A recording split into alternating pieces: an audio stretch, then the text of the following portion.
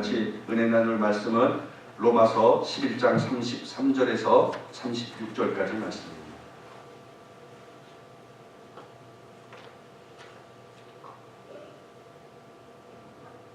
로마서 11장 33절에서 36절까지 말씀을 찾으셨으면 한 절씩 읽도록 하겠습니다. 깊도다 하나님의 지혜와 지식의 풍성하며 그의 판단은 헤아리지 못할 것이며 그의 길은 찾지 못할 것이로다. 누가 주의 마음을 알았느냐? 누가 그의 모사가 되었느냐? 누가 주께 먼저 드려서 갚으심을 받겠느냐? 이는 만물이 주에게서 나오고 주로 말미암고 주에게로 돌아가리라. 그의 영광이 세세 있을지어다. 아멘. 오늘 제가 여러분과 은혜 나눌 말씀의 제목은 하나님으로부터 이끌림을 받으라 이 같은 제목입니다. 여러분 혹시 우주의 크기가 어느 정도 된다고 생각해 보신 적 있나요? 우주의 크기. 혹시 뭐 찾아본 적 있나요? 인터넷을 통해서 우주의 크기가 얼마나일까요? 하나님이 만드신 이 세상의 크기가 도대체 얼마만한 그 천지일까요?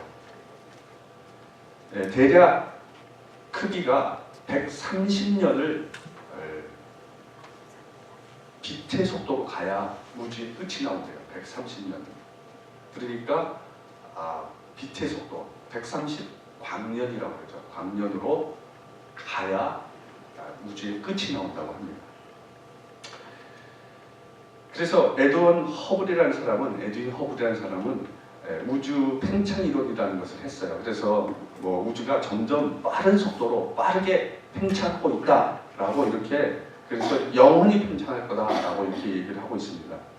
그럼 이 우주에 존재하는 은하계에는 몇 개의 은하계가 존재할까요? 이 우주에 태양을 중심으로 해서 여러 가지 행성이 있잖아요. 그 은하계가 우주에는 몇 개가 있을까요? 그러면 그 우주에 있는 행성들은 또 몇 개가 있을까요? 대략 1천억 개가 이 은하계에 존재하고 있다고요. 우주에 은하계가 존재하고 있다고 합니다. 1천억 개의 은하계가 있고 그리고 그 은하계마다 1천억 개의 별들이 있대요. 행성이 있대요.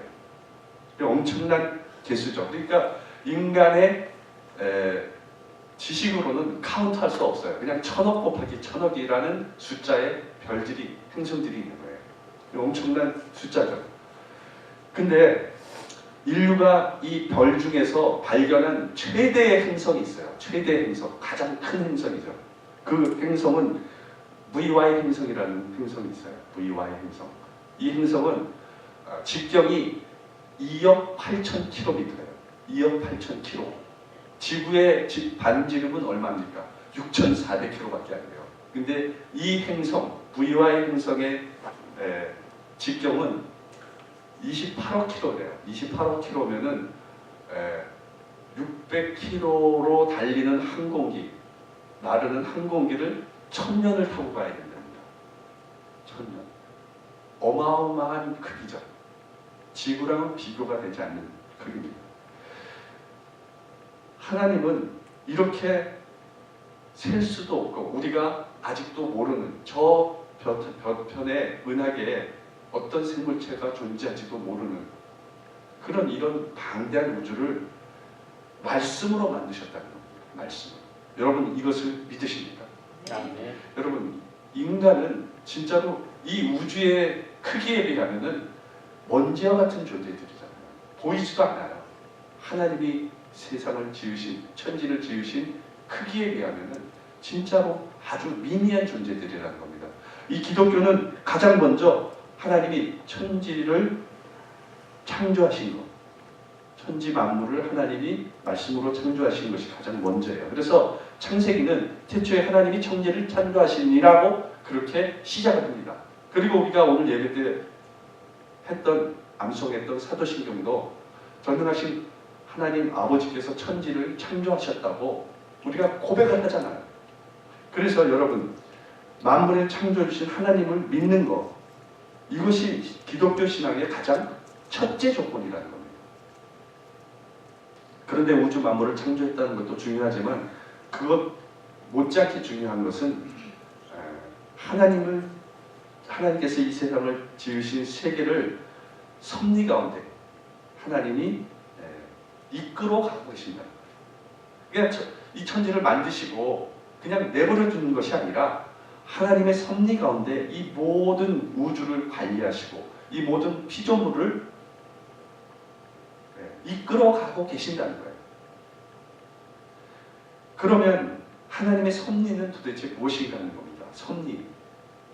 섭리란 하나님이 지으신 이 모든 세계를 하나님이 계획하신 창조의 목적에 이루도록 하나님의 주권과 하나님의 사랑과 지혜와 권능과 공의, 그 다음에 이런 것을 통해서 계속해서 보존하시고 다스리시고 인도하는 행위가 바로 섭리인 것입니다. 섭리라는 말은 성경에 나오는 말은 아니에요. 그러나 이 섭리는 하나님이 이 성경에 합당한 말이라는 거예요. 하나님이 말씀하시고 계시는 그런 섭리의 여러 가지 표현들이 나오고 있다는 겁니다. 욥기 33장 4절에 보면 하나님의 영이 나를 지으셨고 전능자의 기운이 나를 살리셨느니라.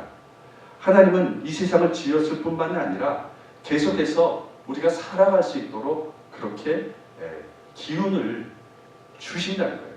우리를 이끌어 가신다는 거죠. 우리가 살아가는 거. 그러니까 우리가 지금 이렇게 호흡하고 공기로 호흡하고 살아가는 것, 이것은 다 하나님이 지으신 세상에서 우리가 살아갈 수 있도록 기운을 주셔서 살리시고 계시라는 겁니다.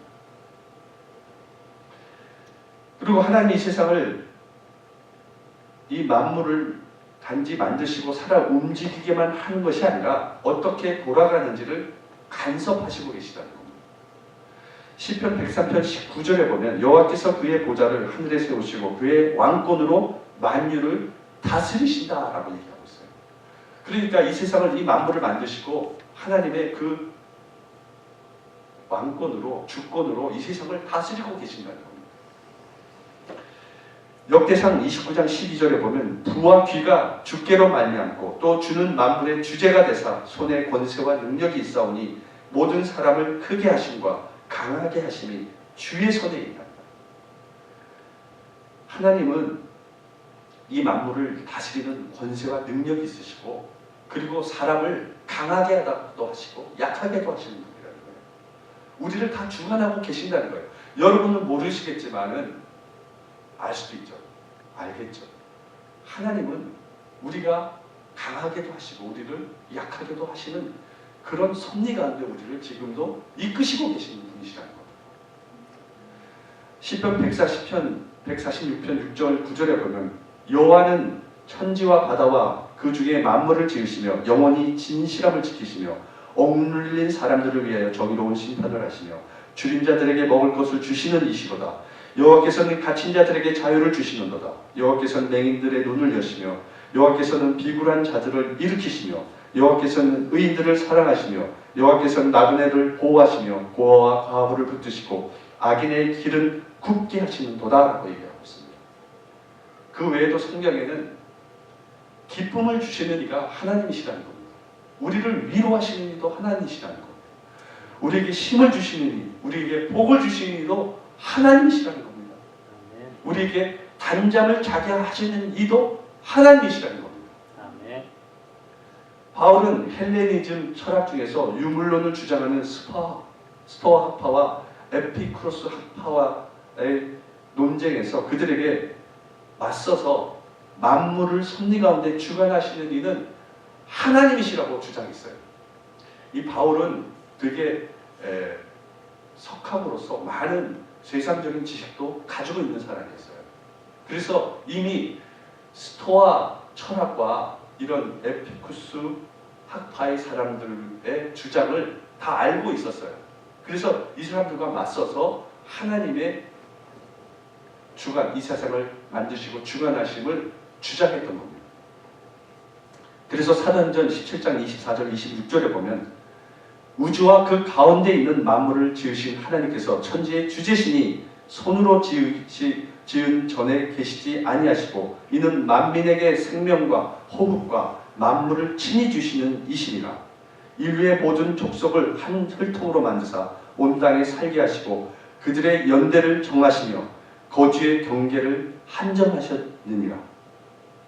바울은 이 사람들에게, 이 헬라 철학을 가진 사람들에게 이렇게 얘기하고 있는 거예요. 당시에 헬라 철학을 가지고 있는 이 스토아파는 다 유물론자들이었어요. 그래서 이 헬라 철학자들의 주장은 만물의 근원은 물과 불과 공기 이런 것들과 같은 물질이라는 거예요. 그러나 바울은 이 만물을 만드신 이는 하나님이라고 주장하는 거예요. 무에서 유를 창조하시는 분이 하나님이라는 겁니다. 그렇게 말하고 있는 겁니다. 헬라의 신처럼 사람을 섬기고 사람들로부터 섬김을 받고 재물을 드리게 하는 그런 신이 아니라 하나님은 모든 사람에게 생명을 주고 호흡을 주고 우리 필요를 채워주시는 분이시라는 거예요. 바울은 지금 그 얘기를 하고 있는 거예요. 이렇듯 하나님은 세상 만물을 하나님께서 계획하신 뜻에 이르도록 하나님의 주권하에 보존하시고 다스리시며 인도하신다고, 그리고 그것을 믿고 고백하는 그런 것을 하고 있는 것입니다. 그리고 우리는 이런 바울을 쫓아서 우리도 이런 고백을 해야 되는 것입니다. 이것이 바로 하나님의 섭리를 믿는 신앙인 것입니다. 그러므로 우리들은 하나님의 섭리와 인도하심에 어긋나는 행동과 언행을 삼가해야 되는 것입니다. 옛날에 보면은 어른들은 되게 이 팔자 탓을 많이 했어요. 아유, 내 팔자가 다 그렇지 뭐. 이렇게 자기 인생을 팔자 소관으로 돌렸어요. 그래서 그렇게 그냥 자기의 팔자대로 사는 거다라고 이렇게 체념하며 살아갔던 사람들이 많아요. 옛날에 분들은. 근데 여러분, 우리는 하나님의 자녀들로서 타고난 팔자대로 사는 사람들이 아니에요. 우리는 하나님의 선하신 뜻과 계획을 따라 사는 사람들입니다. 하나님의 인도함을 받아 따라 살아가는 사람들이에요. 또 보면은 사람들이 재수가 있다, 뭐 오늘은 재수가 없다, 그렇게 운명론 자들이 돼서 운이 있고 없고 이런 것을 따라 사는 사람들도 있어요. 예전에 우리 아버님은 이렇게 그 재수 화투라고 그래요. 그래서 뭐 이렇게 재수 화투를 쳐가지고 똥이 나오면 오늘 돈이 생길 거다, 뭐 이런 화투정을, 그걸 왜 매일 그렇게 하셨는지 그냥 하셨어요. 그렇게 하셨는데, 여러분, 우리는 뭐 재수가 좋아서 오늘 운이 좋아서 사는 그런 존재들이 아니에요. 그냥 운빨로 오늘 돈이 생기고 이런 존재들이 아니라는 겁니다. 모든 것이 하나님의 은혜와 섭리 속에서 그렇게 이루어가는 거예요. 아멘. 그러므로 우리가 할 수 있는 유일한 말은 하나님의 은혜에 감사하는 거예요. 우리가 우리에게 주신 모든 것, 우리가 살아가고 있는 것을 감사하는 거예요. 하나님 은혜, 오늘도 우리에게 생명을 주셨고 우리에게 먹을 것 입히고 우리가 모든 것을 할 수 있는 삶을 영위해 나가는 모든 필요를 채워주시는 하나님께 그냥 감사함으로 살아가는 거예요. 많은 사람들이 또 빠질 수밖에 없는 길이 쾌락주의라는 거예요. 하나님의 진리에 어긋나는 거죠. 그래서 인생을 아주 끝판왕이라고 그러죠. 쾌락의 끝을 보자고 이렇게 즐기며 사는 사람들이 있다는 겁니다. 옛날에는 진짜 먹고 살기 힘들어서 이 쾌락을 위해서 사는 사람들이 별로 없었어요. 근데 이제는 모든 물질이 풍부하고 많은 것을 누리다 보니까 인간의 쾌락, 인간 중심의 삶을 살아가는 사람들이 너무 많아졌다는 거예요. 그래서 하나님보다는 자기가 즐기고 노는 것이 더 중요해요. 그래서 일반적으로 교회를 다니던 사람들도 돈에 여유가 생기고 생활이 풍성해지면은 놀러 가는 경우가 너무 많다는 거예요. 엄청난 사람들이 주일에도 자기가 어디 가서 어떻게 노는 것이 더 좋을까를 고민하고 있다는 겁니다. 그런데 여러분, 삶의 목표나 계획이 없는 사람은 그때그때마다 육신의 쾌락을 쫓아 살아갈 수밖에 없어요. 삶의 계획이 없기 때문에 그냥 오늘 즐기고 내일이 없는 사람처럼 살아가는 거예요. 쾌락주의자들은. 계획이 없으니까, 목표가 없으니까, 내 안에 하나님이 없으니까 그냥 즐기며 사는 것이 가장 좋은 거라고 생각하면서 사는 거예요. 우리는 하나님의 우리를 향한 계획이 분명히 있는 삶을 살아가는 자들입니다. 그 계획대로 하나님의 인도하심을 믿는 하나님의 자녀들에게 우리가 순간순간 그 무절제한 쾌락주의를 단호하게 배격해야 된다는 겁니다. 멀리 해야 된다는 겁니다. 그래서 여러분, 한국에는 뭐 오늘 쾌락을 너무 즐기기 위해서 뭐 나라 잃은 백성처럼 술을 마셔보자, 뭐 끝까지 가보자, 뭐 마시고 죽자, 마치 내일이 없는 사람처럼 그렇게 놀고 마시고 즐기고 육신의 쾌락이 최고조로 이를 때까지 그렇게 노는 쾌락주의자들이 많다는 겁니다. 여러분, 우리는 그런 쾌락주의에 물들어서는 안 되는 사람들이에요. 그리고 무당을 불러서 구슬하는 사람들이 있습니다. 부적을 가지고 다니고, 그래서 사주나 관성을 보고 토종 비결을 보고 타로점을 보러 다니는 것을 아무렇지도 않게 생각하는 크리스찬들도 있어요.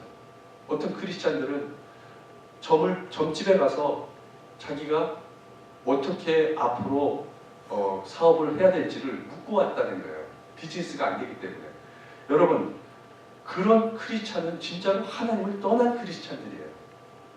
하나님의 인도하심을 모르는 크리스찬들이라는 겁니다. 절대로 해서는 안 될 그런 것입니다. 그래서 예언 기도를 받으려고 쫓아다니는 사람들이 예전에 많았어요. 누가 신령한 예언을 하니까 그 예언을 잘하는 사람을 쫓아서 다니면서 그 기도를 받으려고. 여러분, 그거는 진짜로 점치는 행위랑 다를 것이 없는 행위예요. 하나님이 언제 예언을 통해서 자기의 앞길을 다 알아보라고 그랬습니까? 여러분, 그것은 하나님을 모독하는 거예요. 우리 삶을 온전히 하나님의 섭리 가운데 맡기지 못하는 겁니다. 그것은 불신앙적인 행위인 것입니다. 하나님을 믿지 못하는 거죠. 하나님의 섭리를 따르는 것은 우리로 하여금 언제 어디서 무슨 일을 하든지 어떤 상황에 처하든지 만사가 내 뜻대로 되든지 안 되든지 장래일을 알든지 모르든지 상관없이 언제나 하나님이 오르시고 하나님은 선하시고 하나님을 믿는 신앙에 흔들리지 않는 그 믿음 속에서 살아가는 것이 진짜 하나님의 자녀인 것입니다. 그러므로 하나님이 섭리하시는 일 중에 가장 중요한 것이 하나님의 이끌림을 받는 것입니다. 우리가 하나님의 말씀 안에 서 있을 때 우리의 삶을 하나님이 원하는 방향으로 이끌어 가십니다. 여기서 하나님이 우리를 인도하시는 방법 중에 4가지를 알아보도록 하겠습니다. 첫째, 하나님께서는 우리가 하시는 일을 그대로 하도록 허락하심으로 우리를 인도하신다는 거예요. 그래서 때로는 우리가 하고 있는 일이 하나님이 허락하심을 따라서 그렇게 잘 살고 있기 때문에 허락하는 경우가 있다는 거예요. 그러나 우리가 지금 만사가 내 뜻대로 잘 되고 하나님이 원하시는 길로 간다 그래서 여러분 교만해서는 안 된다는 거예요.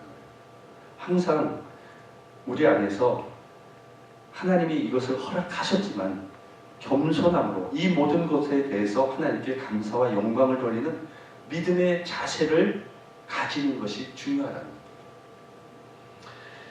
하나님의 허락하심으로 자신을 인도하고 계신다는 것을 모르면은 그 내가 잘해서 된다고, 잘해서 그렇게 됐다고 생각한다는 거예요.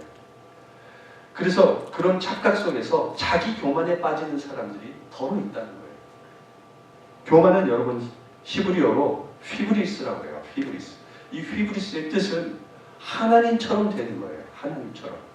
그래서 인간이 하나님처럼 되는 것이 교만이에요. 하나님이 없어도 내가 다 할 수 있다는 거예요. 내가 하나님처럼 되었기 때문에 다 할 수 있다는 거예요. 그것이 교만인 것입니다. 하나님은 교만의 죄를 가장 미워하십니다. 그래서 여러분, 우리는 모든 일에 하나님이 하심을 인정하고 하나님의 뜻에 순종하며 하나님이 우리 안에 모든 것을 잘 이루게 해주셨을 때 겸손함으로 주님의 말씀 안에 살아가는 여러분 되시기를 예수님 이름으로 축원합니다. 둘째로 하나님은 어떤 때는 우리가 하고자 하는 일을 막으심으로 우리를 하나님이 원하시는 길로 인도하고 계시다는 겁니다. 아무리 생각해봐도 이것이 제일 좋고 기도해봐도 좋은 것 같아도 그렇게 하는 것을 하나님이 막으시면 해서는 안 되는 거예요. 그것은 하나님이 다른 길을 이미 예비해 놓으시고 막으신 거기 때문에 그렇다는 겁니다.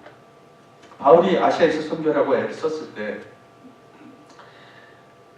아무리 아시아로 선교를 가려고 길을 가도 하나님이 길을 막으셨어요.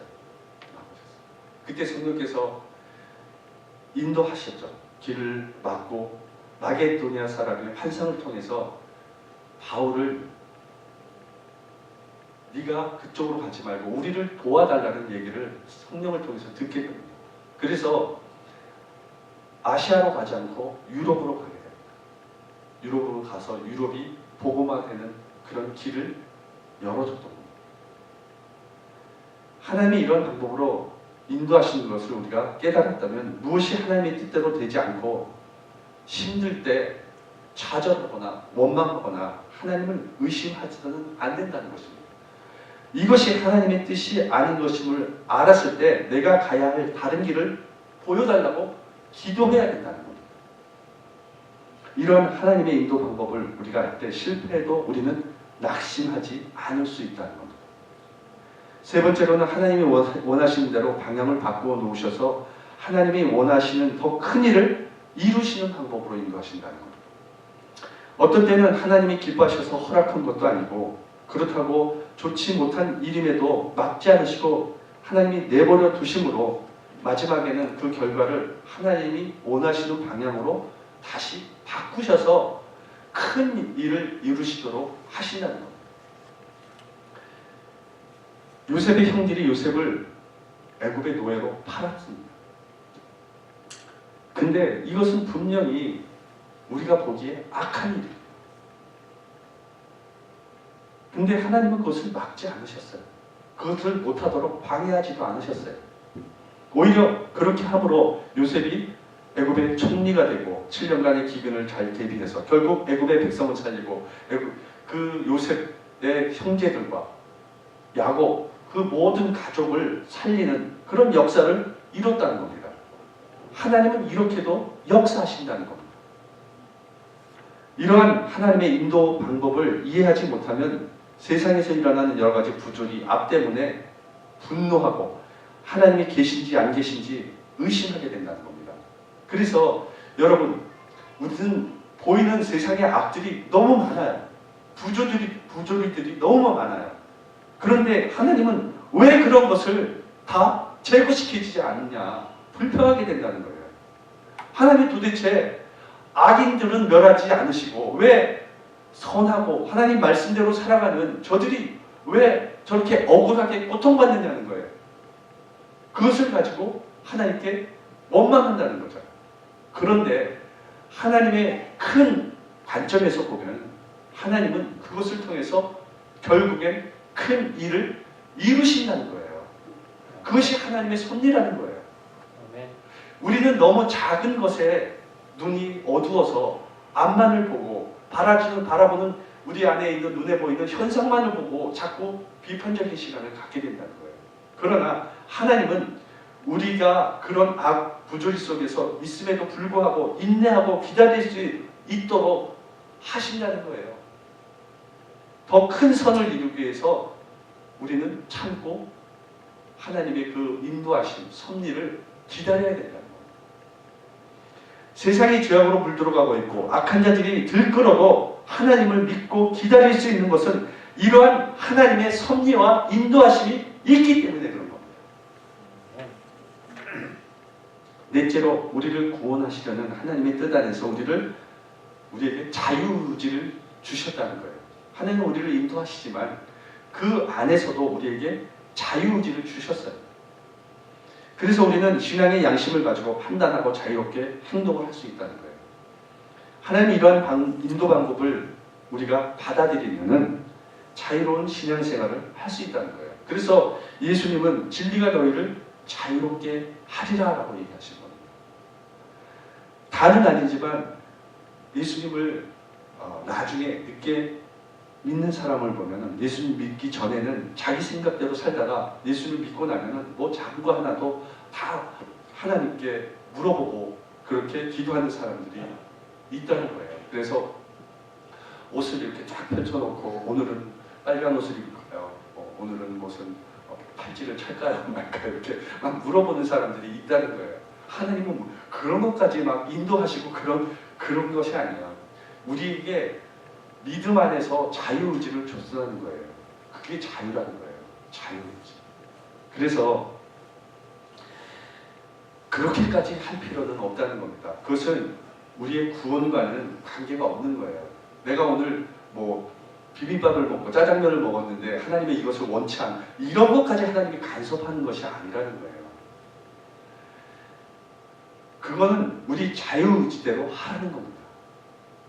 우리가 예수 그리스도를 구주로 영접하고 하나님께서 우리를 구원해 주셨다면 그 다음부터는 우리는 하나님 안에서만 자유함을 누리며 살아가는 거예요. 우리가 서울에서 부산까지 KTX를 타고 내려갈 때 그 안에서 뭐 부산으로 내려가는 방향 반대 방향으로 기차 안에서 거꾸로 올라가든지 그 안에서 뭐 잠을 자든지 책을 읽든지 무엇을 하든지 관계가 없어요. 구원 안에서 자유함을 누리는 거예요. 하나님 안에서 우리는 말씀대로 살아가면서 자유함을 얻는 거예요. 그러나 여러분 우리가 예수님을 믿을 때 그렇게 자유롭게 살아가지만 예수님을 믿는 믿음 가운데 떠날 때 말씀 가운데 떠날 때 우리는 그 기차에서 추방당하고 마는 거예요.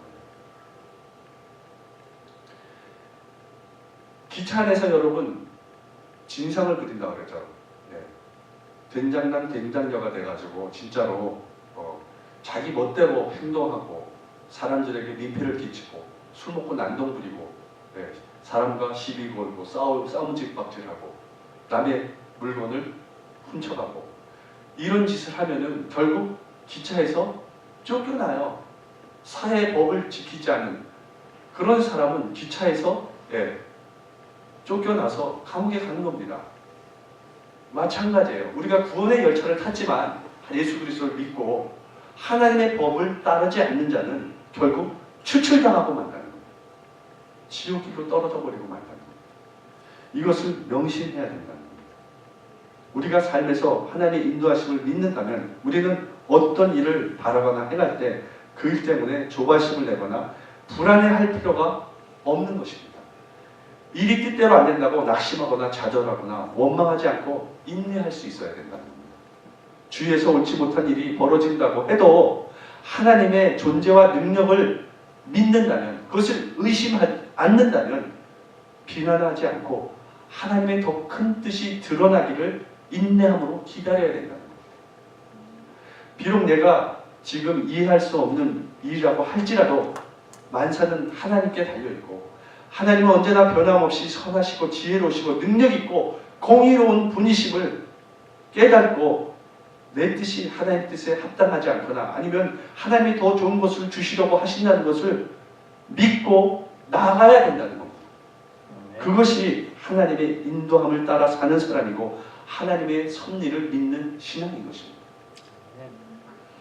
어떤 집사님이 늦둥이 아들이 있었다고 합니다. 근데 이 늦둥이 아들이 너무 장난꾸러기예요. 그래서 차만 타면은 그 창문 버튼을 계속 눌렀다 올렸다 하는 거예요. 그리고 심지어는 그 버튼을 눌러서 밑으로 내려서 몸을 바깥으로 이렇게 막 내몰고 머리를 내밀고 그렇게 하는 거예요. 그것을 보니까 너무 위험한 거예요. 머리를 내밀다가 혹시나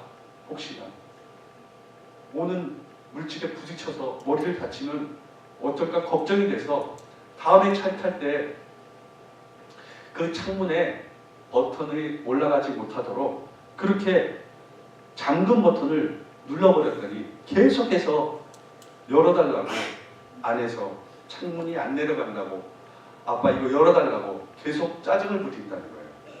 그래도 내릴 수 없다는 거예요. 왜? 자녀를 보호해야 되기 때문에 그래요. 여러분 하나님은 그렇게 우리를 섭리 가운데 지켜주시고 계시다는 거예요. 우리는 깨닫지 못하지만 하나님은 우리를 위험으로부터 지켜주시고 계신다는 거예요. 아멘. 우리가 살다 보면 잘 되던 일이 갑자기 안 될 때가 있습니다. 그런데 왜 그런지 이해할 수 없을 때가 있어요. 그런데 잘 움직이는 창문이 갑자기 움직이든 않든 뒤에 있는 아들을 보호하시는 것처럼 하나님은 그렇게 우리를 보호하실 거라는 거예요.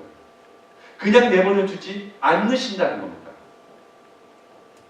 우리를 하나님은 하나님의 계획대로 이끌어 가실 것입니다. 우리가 잘되고 만사가 형통할 때 교만하지 않고 하나님의 말씀만을 지키고 살아가면 하나님은 우리를 영원한 구원의 길로 인도하실 분이십니다.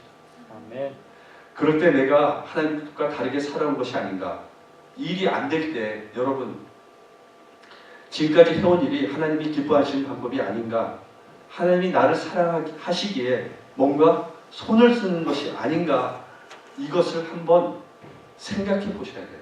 일이 안 된다고 그냥 푸념하거나 체념하거나 원망불평할 것이 아니라 여기에는 분명히 하나님이 기쁘신 뜻이 있지 않을까를 생각해 봐야 됩니다. 우리는 역경 속에서 오히려 하나님께 돌아서고 하나님의 인도하심을 생각해야 된다는 거예요. 그래야 하나님께서 신앙의 길에서 멀리 떨어지지 않도록 우리를 붙들어 주시는 겁니다. 요즘 직장에서 상사와 동료와 불화가 있고 일이 너무 많고 힘들고 짜증나는 일이 많고 갑자기 집안에 어려운 문제가 생기고 뜻하지 않은 일이 일어나서 속이 상한 분들은 그 뒤에 분명히 하나님의 사랑의 손길이 더 큰 하나님의 선하신 계획이 있음을 믿고 위로받고 힘내는 여러분 되시기를 예수님의 이름으로 축원합니다. 칼빈은 이런 말을 했습니다. 번영할 때는 감사한 마음을, 역경 속에서는 인내를, 미래에 관해서는 염려로부터 놀라운 자유를 얻게 하는 것이다. 번영할 때 자기가 잘나서 그런 것이 아니라 하나님의 은혜임을 믿고 감사할 줄 아는 겁니다. 그리고 역경 속에서는 하나님이 더 크고 좋은 계획이 있음을 믿고 그 뜻이 나타나도록 기다리고 인내하라는 겁니다. 그리고 미래는 우리가 알지 못하는 그런 불안과 염려가 있는 그런 세계지만 그 미래의 염려로부터 놀라운 자유를 얻게 해주시는 하나님의 섭리와 인도하심을 믿으라는 겁니다. 베드로전서 5장 7절에 너희 염려를 주께 맡기라. 이는 그가 너희를 돌보시리라. 우리의 염려를 주님께 맡기십시오. 염려하지 말고 모든 것을 하나님께 맡기고 늘 하나님 말씀에 순종하며 사는 여러분 되시기를 예수님의 이름으로 축원합니다. 아멘. 전도서 11장 5절에 보면 바람의 길이 어떠함과 아이 벤 자의 태의 뼈가 어떻게 자라는지 네가 알지 못함 같이 만사를 성취하시는 하나님의 일을 내가 알지 못하는구나. 우리는 진짜로 바람이 어디서 왔다가 어디 가는지 모릅니다. 이 뱃속에 있는 태 뼈가 어떻게 자라는지를 알 수 없어요. 여러분, 그렇게 모든 것을 하나님은 알고 계시는 분이에요. 우리는 알지 못하지만 하나님은 알고 계시는 분이에요. 이사야서 55장 8절에 이는 내 생각이 너희 생각과 다르며 내 길은 너희 길과 다릅니다. 하나님은 우리의 길과 다른 길을 계획하고 계십니다. 하나님의 판단은 우리의 생각으로는 도저히 알 수 없는 그런 높으신 생각입니다. 그래서 신명기 32장 4절에 그는 반석이시니 그가 하신 일이 완전하고 그의 모든 길이 정의롭고 진실하고 거짓이 없으신 하나님이시니 공의로우시고 바르시도다. 하나님은 거짓이 없는 분이에요. 신실한 분이에요. 정의로우신 분이에요. 올바르신 분이에요. 이것을 우리는 믿어야 돼요. 아멘. 미국의 맥도널드 항공기 제조회사의 부사장인 그 월터 버크라는 사람이 있었습니다. 이분은 그 아폴로가 달에 갈 때 그 계획을 같이 참여했던 분이에요. 근데 아폴로 계획 예비 단계로 2인승 우주 비행 계획을 총 지휘하는 책임자였어요, 이분이. 근데 어느 주일날 그가 주일학교 선생으로서 아이들을 가르치고 있는데 한 기자가 찾아왔습니다. 그래서 이렇게 질문을 합니다. 우주선 계획을 총지휘할 과학자로서 성경과 그리스도에 대한 신앙에 대해서 어떻게 생각하냐는 거예요.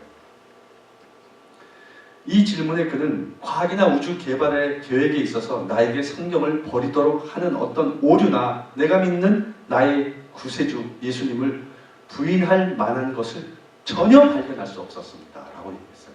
그리고 우주시대가 오히려 내 자신의 영적 생활을 더 깊이를 더해줬다고 얘기했습니다. 그래서 나는 이전보다 더 열심히 성경을 읽으면서 내가 과학에서 얻을 수 없는 것들, 내 인생의 가장 중요한 것들을 성경에서 얻고 있다고 그렇게 대답을 했어요. 여러분, 성경은 이 부피로 볼 때 이 과학 서적에 진짜 몇십만 분의 1도 안 되는 그런 책입니다. 그러나 이 성경 안에는 과학이 줄 수 없는 지혜와 지식이 있다는 겁니다. 그래서 사도 바울은 오늘 본문 11장 33절에서 이렇게 얘기합니다.